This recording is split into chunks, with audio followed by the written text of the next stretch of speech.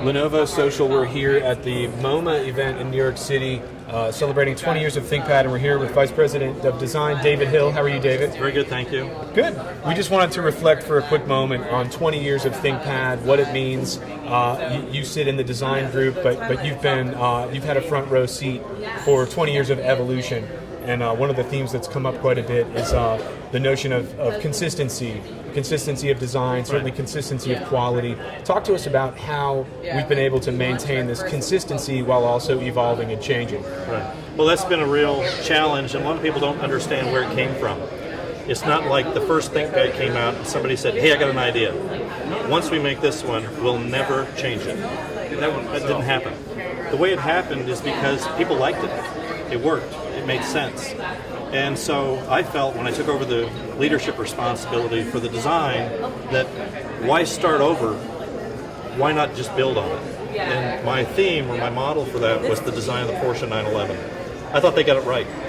You know, I'd go buy a 911 today, sure, and I could easily look at it and say it's connected to the original, and you can see it. So that's sort of like where it came from, and managing that has been challenging because you have to somehow keep one foot in the history and another foot in the future. But I think it's worked very well, and I think because of a lot of hard work and dedication and smart people, we've been able to parlay that into a very, very significant icon and powerful brand. Absolutely, and address just real briefly for us the two things that I think of, and there may be more than two, but sort of the iconic symbols of ThinkPad, the bento box design and the track point. Sure. Well, the bento box idea really was Richard Sapper's idea. He wanted the ThinkPad to have a design that was as simple and as sophisticated as a bento box. The simple black lacquered box you would eat your lunch out of on a trip to Japan. And we've been very true to that, I think. And it's also served us well because if you look at what's inside, pretty much everything's square.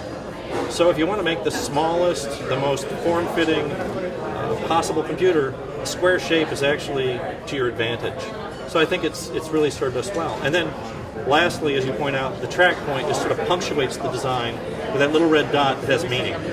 You know, it's efficient. You don't have to take your hands off a home row to type and move the cursor at the same time. And I think it gives us a real advantage.